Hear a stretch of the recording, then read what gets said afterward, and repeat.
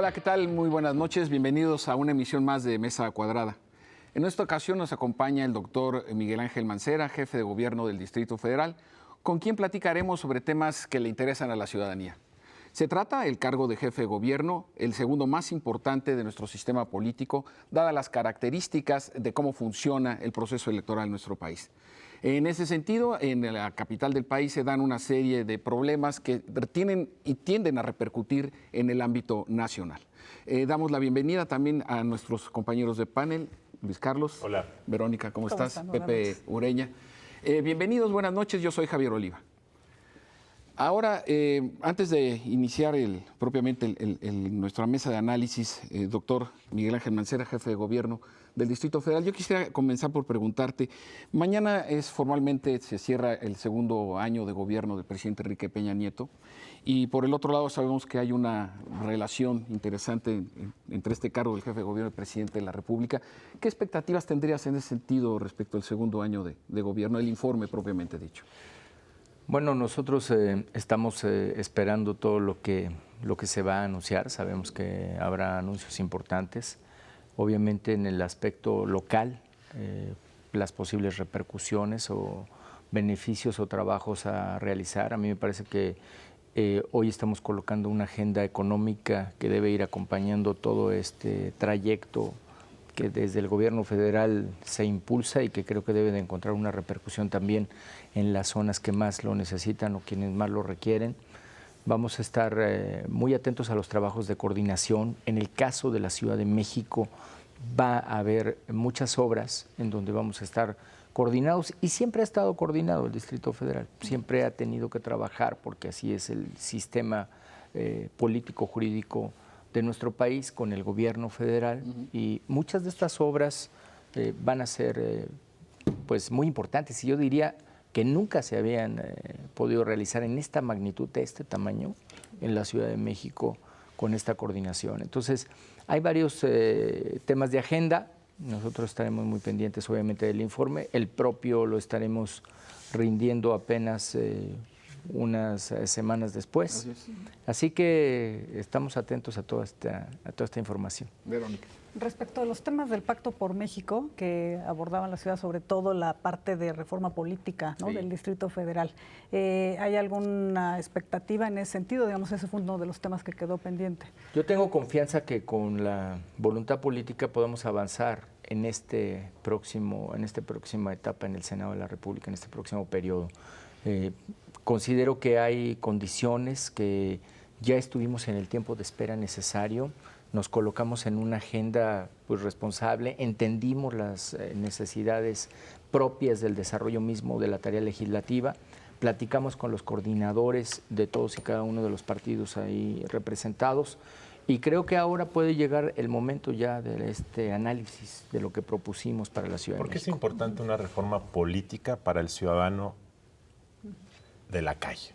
A mí me parece que el ciudadano de la calle va a poder tener ahora muy claro, primero que pues no somos un distrito federal, es decir, esta identidad misma de la Ciudad de México que queremos seguir arraigando, construyendo y este sentido de pertenencia, ahora con muchos de los eventos masivos en donde estamos buscando que se difunda esto, que somos la capital, que somos la Ciudad de México, lo vamos a poder hacer con más fuerza.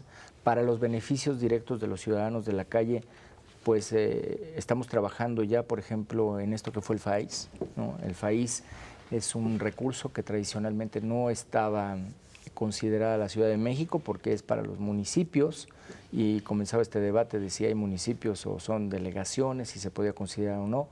Ya lo tenemos. Yo creo que muchos de estos esquemas en donde el Distrito Federal pues se discute si es Estado o si no es Estado, se van a subsanar. Creo que vendrán beneficios directos y para para el mismo desarrollo, para la evolución que ha tenido la Ciudad de México, yo creo que también es un tema... Te lo comento porque en el caso de la reforma política federal, primero la gente no está enterada que hubo. Dos, cuando le preguntan la opinión, la gente opina negativamente, porque cuando alguien político o política es negativo. Y tercero, no queda claro cuáles son sus metas y tampoco queda claro cómo eso puede beneficiar a los ciudadanos de carne y hueso. Por eso te lo preguntaba, porque desde el lado de la sociedad la narrativa de por qué una reforma política sería importante creo que no se comprende todavía Sí. y por lo tanto no vemos desde afuera la urgencia de que esto ocurra. Yo creo que sí es importante. Fíjate que entiendo perfectamente ese punto de vista y además me parece que sí hay que hacer un trabajo de comunicación muy intenso. Es decir, hay que decirle a la ciudadanía, a ver, vamos a estar nosotros en el debate constitucional, vamos a poder hacer las propuestas necesarias, no vamos a estar dependiendo de la voluntad, digamos, nada más del esquema del Congreso de la Unión para muchas de las determinaciones que hay que tomar acá en la ciudad. Estuvimos a punto de tener unas leyes que éramos totalmente ajenos al debate y de repente hubieran cambiado de manera sustancial el cómo se conduce la ciudad o cómo desarrolla el gobierno de la ciudad. Entonces, yo creo que habrá que comentarlo, habrá que platicarlo con la gente, habrá que decirle, mira, ahora vamos a participar en todos y cada uno de estos esquemas. Ahora va a cambiar la forma de las competencias en la Ciudad de México. Tú vas a poder determinar qué es lo que quieres, cómo es que se quiere que se conduzca la vida política de la ciudad. Sí, es muy cierto, cuando metes el término político, pues entonces empieza a tener como un cierto rechazo inicial. Quizá habría que decir, pues, el cambio histórico, no sé, el cambio de identidad de la Ciudad de México, que es a una de las partes a la que vamos, ¿no? Claro. Ha habido celos. En varias ocasiones ha estado ya a punto de salir la reforma, inclusive desde los sexenios anteriores. Sin embargo, se atora al final. ¿Hay celos, resistencias del gobierno central? Yo creo que hubo muchos momentos de coyuntura política difíciles. Yo creo que hubo muchos momentos en donde se puso sobre la balanza darle o no darle esta autonomía a la Ciudad de México. Quizá en algunos de los casos también las coyunturas de algunos enfrentamientos pues no ayudaron y no aliviaron esta posibilidad de transitar. Ahora, en el marco de este acuerdo dentro de las fracciones, dentro de la academia, del impulso que ha tenido la propuesta, me parece que las condiciones están dadas. Si esto es así, estaríamos pensando que en una semana, quizá en una semana, semana y media, pudieran comenzar estos trabajos en el Senado de la República, si esto es así. Sí, y además en una coyuntura pues, peculiar e histórica, cuando el PRD por primera vez en la historia tiene la presidencia de las dos mesas directivas en el Congreso de la Unión. Entonces, digo, sin que sea necesariamente un factor decisivo, como quiera que ayuda al entorno, ¿no? Así es, Javier. Lo que sería quizá un factor decisivo es este entorno de civilidad, como dice Javier, que me parece que inauguraste tú también. La relación entre jefe de gobierno y presidente de la República anteriormente pues era prácticamente inexistente, sí. Y tú inauguraste una relación de civilidad política que me parece que rinde frutos para la ciudadanía, en todo caso, o debe de. Sí, cada quien sigue con sus posiciones, con sus posturas, con su forma de ver las cosas, pero al final del día tenemos un punto de encuentro y una responsabilidad que hay que cumplir, porque aquí nosotros tenemos que participar del cuidado de las zonas estratégicas, las relaciones con las representaciones diplomáticas, la atención de todos los servicios, de todos y cada uno de los edificios del gobierno federal, la coordinación política para todos y cada uno de los encuentros que tenemos, los trabajos coordinados también en los paripasos para efectos económicos, o sea, las relaciones permanentes absolutamente de todos los días, de seguridad. A veces nos dicen, oye, ¿y el esquema federal va a participar en la seguridad o hay algún diálogo? Todos los días. Nosotros tenemos peticiones de la PGR absolutamente todos los días en la ciudad. Y hay segmentos de las izquierdas como ocurría con Marcelo Ebrard, cuando intentó acercarse, que te tachen de traidor por hacerlo. Tú sabes que hay áreas y zonas radicales que, bueno, pues eso no va a cambiar, Luis Carlos. La verdad es que sí hay gente que no le gusta que tengamos ningún tipo de contacto, pero que difícilmente tú pudieras tener una conducción o un avance o una ruta de trabajo si estuvieras cerrado a hablar, a dialogar, a coordinarte. Lo que hemos avanzado en educación en la Ciudad de México, que no es, digamos, la tarea propia de la Ciudad de México por el esquema que todos sabemos, pero lo que hemos avanzado con este acuerdo, con este convenio marco que firmamos con el secretario de Educación, con este encuentro con secundaria, con primaria, el programa Saludarte, el programa piloto con las tablets en secundaria, la infraestructura, que tradicionalmente se aportan 200 millones nada más para la infraestructura de las escuelas, que te alcanza para muy poquito, y con este convenio vamos a aportar 600. Entonces, eso es lo que hay que platicar. Estamos con el doctor Miguel Ángel Mancera, jefe de gobierno del Distrito Federal. Vamos a nuestro primer corte y regresamos.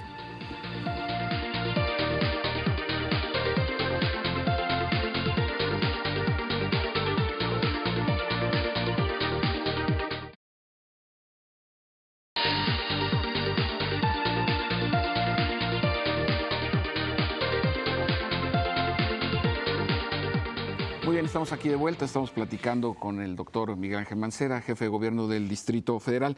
Bueno, déjame introducir el tema del salario mínimo. Muchos comentaristas, analistas han señalado que el jefe de gobierno ha puesto tema en la agenda nacional, entre ellos las columnas de Pepe Ureña.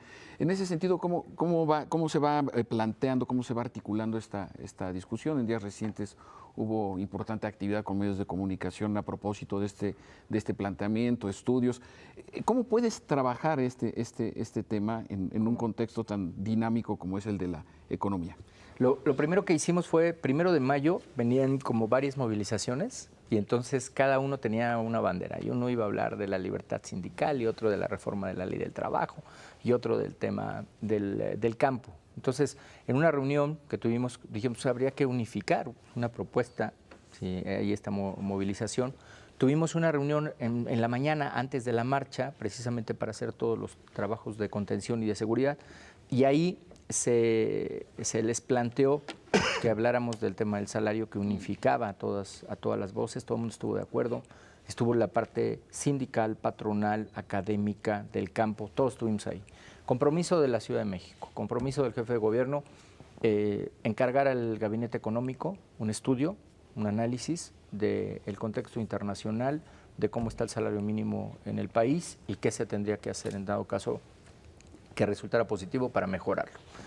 Primer paso, foro internacional, foro de lluvia de ideas, de debate, para conocer el contexto internacional. Se dio en la Ciudad de México, estuvo la CEPAL, vinieron de todos los países que fueron convocados e invitados y que tuvieron la oportunidad de poder visitarnos. Se escuchó y se tomó nota. Segundo paso, también empezaron a surgir las opiniones en contra, las objeciones, los por qué no, lo riesgoso, se tomó también todo eso, se empezaron a trabajar los modelos económicos y ayer presentamos finalmente lo que nosotros consideramos la propuesta hacia el tema del salario mínimo. Conclusiones, México tiene un salario mínimo que ha sido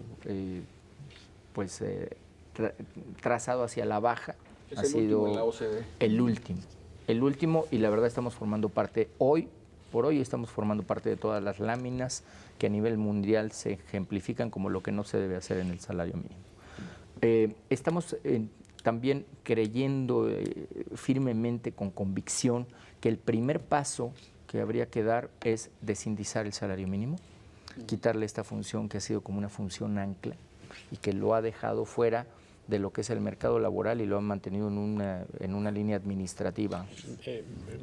Miguel, y tú tienes que poner el ejemplo. Sí, por Alguien supuesto. tiene que empezar a pagar el salario mínimo nuevo y eso debe ser el gobierno del Distrito Federal.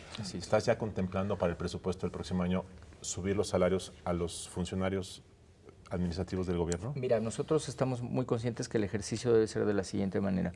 El gobierno de la ciudad hoy tiene en su estructura de base salarios mínimos que van de 3,5 a 4 salarios mínimos. Es decir, no tendríamos a nadie ganando en este momento salario mínimo.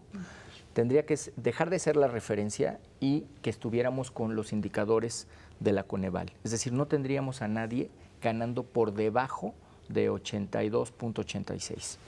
Los que sí tenemos ganando por debajo de eso, que eso es algo que hay que asumir y como bien dice Luis Carlos, hay que trabajar, es esta costumbre que se dio, esta práctica del gobierno de la ciudad de la contratación por honorarios. Entonces, ahí es donde vamos a tener que afinar, ya es un compromiso que ayer en la propuesta planteamos, de no permitir que tengamos gente contratada por honorarios que gane menos de esto que marca Coneval. Porque me decían, ¿y por qué hablas de 82, 86? Pues simplemente porque Coneval dice que si ganas menos de eso, estás en pobreza extrema. 82 pesos, ¿no? En pobreza extrema, ¿no? Entonces, para llegar a esta canasta alimentaria, tendríamos que estar buscando este margen. ¿Qué más tendría que hacer la ciudad? he dado las instrucciones para que en dado caso las contrataciones de empresas, a las empresas que nosotros tengamos como prestadoras de servicios, no tengan en sus nóminas trabajadores que ganen menos de este indicador. Qué bien está eso. Que va a ser nuestro indicador, Sí. pues, ¿no? Muy bien. Sí. Se ha montado en la polémica el Partido Acción Nacional, Gustavo Madero. ¿Por qué nunca se le ha reclamado al PAN, por ejemplo, que durante 12 años no promovió la mejora salarial? Tampoco se ha hecho un estudio de cuánto se depreció el salario mínimo en ese tiempo. ¿Ustedes lo tienen? Mira, tenemos hoy un análisis que nos lleva más o menos a un 75% de pérdida en el salario mínimo. Este punto de inflexión o este punto de caída lo ubicamos más o menos en los 80s, 83, 82, 83, y de ahí viene una pérdida. En la Ciudad de México estamos hablando del 71%, 75% a nivel nacional, y se hizo un ejercicio muy interesante que es como un laboratorio práctico, económico. En el 2012, todavía en noviembre de 2012, se unifican las zonas geográficas, porque teníamos A, B y C, se unifica la B con la A, se compactan, y viene un incremento, ¿no? Es un incremento al salario mínimo de la zona B y pasa a formar la zona A, y ya nada más quedan A y B. ¿Cuáles fueron las consecuencias? En el modelo que analizamos, en este documento que analizamos, se analiza qué pasa con esta zona B cuando tú le incrementas el salario mínimo. Era como una especie de laboratorio que se hizo de un solo golpe. Y lo que tenemos es que hubo más empleo formal, que hubo mejor productividad y que no hubo inflación en esa zona en específico. Entonces, no encontramos ninguno de los efectos negativos que se pudieran presentar. ¿Qué sí tenemos que hacer, creo yo? Pues lo que hemos planteado es primero desindizar. Si desindizamos el salario mínimo y creamos una unidad de medida del Estado mexicano que cumpla con esa función necesaria, vamos a evitar tener una inflación por default. Claro. Que eso es, por supuesto, cuando decía el Banco de México, es que inmediato te va a generar inflación. Sí es cierto. Si no desindizamos primero, sí va a tener un efecto negativo. Pero la consulta del PAN no viene a detener este proceso, porque nos vamos hasta Decías el del 2015. PAN. ¿Cómo analizo yo esto? Yo creo que habría que aprovechar los consensos, porque lo he reiterado, más allá de una paternidad o de o vanagloriarse de algún tema en específico, esta tiene que ser una suma de voluntades y yo creo que se puede aprovechar por todos. Perdón, políticamente hablando, es muy Nos quedan inteligente un minuto nada lo más. que hiciste ayer, porque en realidad el PAN toma una idea que tú lanzaste, pero tú lo que estás diciendo el día de ayer es, no necesitamos hacer consultas, hay que ejecutarlo, y yo como gobierno lo estoy ejecutando ya, así es que cuando llegue la consulta del PAN, que ya sabemos el resultado, tú presuntamente ya estarás ejecutando una acción, ¿es correcto? Yo creo que la respuesta es sí, todos queremos que se aumente el salario mínimo. nadie O sea, va a contestar. lo podemos hacer antes, Yo como bien quisiera dices. agregar una propuesta. Podemos tener ya listo cuál sería la ruta antes. No solo los salarios mínimos, ¿no? También estamos los profesores universitarios, ¿no? Por ejemplo. ¿Por qué no? Bueno, muchas gracias. Vamos a nuestro segundo corte. Regresamos con el doctor Miguel Ángel Mancera, jefe del Gobierno del Distrito Federal.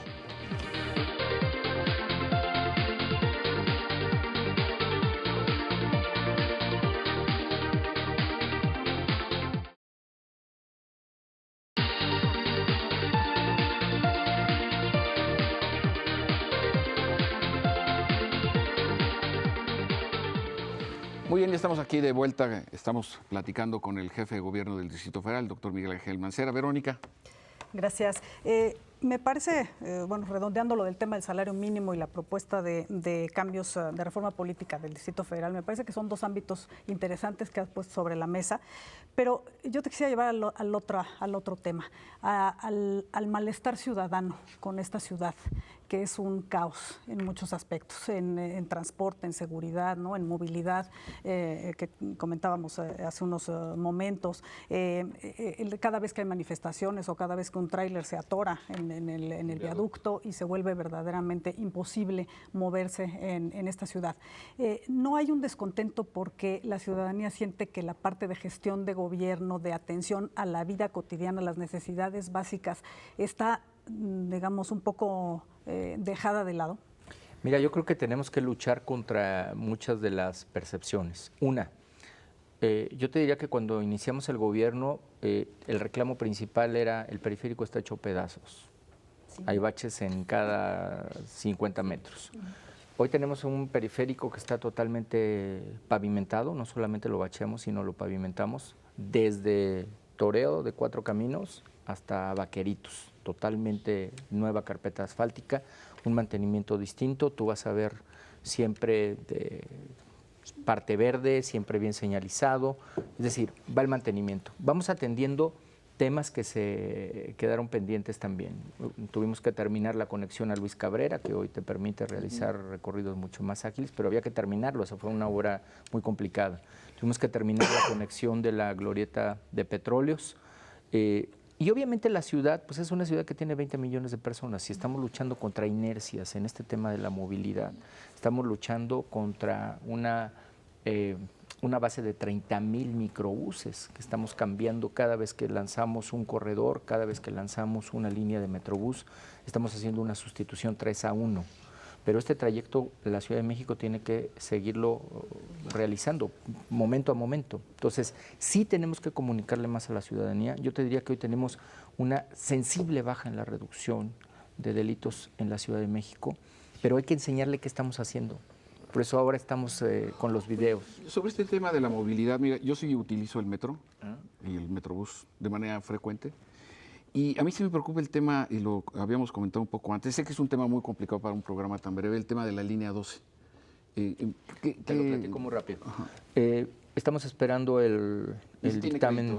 Crédito, sí, estamos esperando el dictamen de Sistra, que es esta empresa certificadora internacional del Metro de París, entregando el dictamen de Sistra, que además se viene trabajando. En estos momentos se está trabajando en la línea 12, se está cambiando balastos, se están haciendo perfilados, se está trabajando permanentemente. Lo que seguimos en la ruta es, bueno, pues ya sabiendo exactamente lo que hay que hacer con esta línea, buscar una apertura quizá de 2 estaciones para el mes de septiembre y luego tener aperturas graduales, todas certificadas con seguridad, y que no nos vuelva a suceder este daño que presentaban ya la línea. Sí. Perdón, yo quisiera volver a lo que preguntó Verónica y un poco esto. Sí. Como ciudadanos, como mexicanos, pensamos que el problema de la corrupción está peor que nunca. Hace pocos días se entrevistó al presidente de la República y una pregunta insistente fue ¿cómo va a combatirse el problema de la corrupción? Y parece que no es prioridad de nadie. En el gobierno del Distrito Federal hay muchas presuntas situaciones de corrupción desde hace muchos años, antes de tu gestión. En muchas delegaciones los restauranteros te dicen que el problema está peor que nunca en la obra pública, en todos lados. Desde afuera, Miguel, parece que tu gobierno no lo tiene como prioridad porque no vemos una acción contundente. Y si hay algo que los ciudadanos apreciaríamos, además de la movilidad de los servicios públicos, es sentir que el jefe de gobierno está tomando cartas en el asunto. Déjame decirte algo que va a ser muy sensible. Por ejemplo, estamos trabajando hoy para que antes de concluir el año, cualquier trámite que hagas en el registro público, que era un azote, cualquiera, lo puedas tener en un plazo cierto, que no llegará al mes, cualquiera. Ahí había una gran cantidad de coyotes, había una gran cantidad de trámites extraños y de retrasos que generaban espacios de corrupción. Delegaciones, hay un acuerdo ya con el Colegio de Ingenieros, el Colegio de Arquitectos y las grandes asociaciones inmobiliarias para tener ventanilla única. ¿Esto qué quiere decir? Tú quieres construir, vas a tener la opción de ir a la delegación o de ir al Colegio de Ingenieros o de ir al Colegio de Arquitectos. Vamos a quitar ese monopolio y vamos a tener con los expertos tramos además perfectamente señalados. Formato único, ya estamos trabajando en formato único, cada vez más trámites que puedas realizar en línea, pero requerimos una parte muy importante, aprovechando lo que dices, Luis Carlos, la participación de la ciudadanía.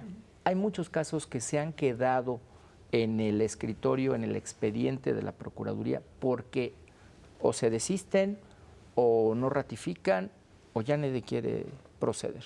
Quizá porque se arregló el trámite, quizá porque algo sucedió. Pero es bien importante, los que hemos podido hoy consignar y llegar a sentencia es porque la gente siguió con su denuncia. Entonces es una parte sustancial. Y vamos a llamar pues a la que la ciudadanía tenga más garantías. Siguiendo con lo de la corrupción, en el caso del metro, la gente ya espera una definición sobre los responsables de lo que pasó ahí. Sí. Se ha mencionado en una lista filtrada a la Asamblea, se ha mencionado a 19 presuntos funcionarios presuntos culpables. ¿Cuándo tendremos una definición en ese sentido? Y aprovecho ya para la última pregunta de mi parte. La elección interna del PRD, ¿cuánto simbra al gobierno de la ciudad por su posición de no pertenecer a ningún grupo, pero estar sintonizado con los chuchos? Qué bueno que me preguntas eso porque... Qué bueno que me preguntas. La verdad, nosotros tenemos diálogo con todos. Hemos buscado mantener los equilibrios de diálogo político, no solamente dentro del PRD, sino con el PRI, con el PAN, con el Movimiento Ciudadano, con todos, hemos platicado con todos. Es muy importante que sí tome nota pues, la izquierda, que habrá otros partidos, como es el caso de Morena, en la Ciudad de México, compitiendo, y que esto no es algo que pueda solucionar solo el jefe de gobierno, es decir, cuál va a ser el próximo mapeo o el próximo escenario. Nuestra tarea y nuestra función es concentrarnos en darle resultado a la ciudadanía. Yo tengo que entregar las cuentas del alumbrado que establecimos, la entrega de patrullas que se hizo, agua pública, etcétera, etcétera. Y tenemos que estar en contacto con la ciudadanía. Ese es un trabajo de gobierno, un trabajo permanente. La política que se tenga que hacer ahí tendrá mucho que ver con lo que los jefes delegacionales, las jefas delegacionales hayan hecho también en su territorio. Yo creo que ahí la gente va a observar qué es lo que está sucediendo. Nosotros insistimos de manera permanente y ustedes van a notar muchos de los cambios. Por ejemplo, aquí muy cerca de Eje 1 Norte, como lo limpiamos, fueron 5,000 ambulantes de un día para otro. ¿Y están Eso limpios? ya. El Eje 1 Norte ya está despejado a la circulación. Antes de que se termine el programa, no hemos tocado para nada el tema de la seguridad pública en el Distrito Federal, que me parece que es un punto crítico. Sí. Y en ese sentido es uno de los aspectos que también vulnera mucho la cotidianidad de la ciudadanía, ¿no? En ese sentido, las expectativas que se tienen de tu gobierno han quedado un poco atrás, digamos, de lo que se esperaba que se pudiera hacer en ese sentido. Hemos tenido temas de mucho impacto mediático y obviamente una generación de perspectiva también de percepción muy intensa. Te puedo decir que como nunca estamos en las cifras, dicho por el gobierno federal en la última reunión, pero todos los días estamos buscando cómo ampliarlo. Hoy la Ciudad de México tiene un operativo que se llama Operativo Calidad de Vida, en donde despejamos autos chatarra, en donde despejamos vialidades, en donde recuperamos para el peatón zonas perdidas, bajamos de las banquetas muchos de los coches, ya ve que por aquí cerca también hay alguna práctica así. Así es. Entonces, esto va a seguir permanente, esa petición de los jefes delegacionales. Operativo Rastrillo, estamos buscando crear conciencia cívica los fines de semana también, porque ya la gente estaba tomando mucho en la calle. Eso no está permitido. Y nos estaba generando problemas de riñas, de lesiones, de disparos de arma de fuego, etcétera, etcétera. Entonces ahí también está habiendo contención. Y algo que no hemos difundido tanto, pero que ya tiene esta ciudad, es implementos tecnológicos muy novedosos, de vanguardia. Hoy tenemos arcos detectores. Por ejemplo, un homicidio que sucedió en la zona sur, en el Globo, fue finalmente resuelto con uno de estos arcos detectores porque estábamos buscando un vehículo específico y son arcos que detectan una placa en una milésima de segundo, te hace la lectura y te hace el cruce de datos para detonar una alarma. Entonces, la ciudad se va a seguir blindando, tenemos 20 millones de personas que se está cuidando. Esta ciudad cada fin de semana puede tener hasta 70 eventos masivos. Pues muchas gracias, jefe de gobierno del Distrito Federal, Miguel Ángel. Gracias a ustedes. Gracias, hasta la próxima. Gracias.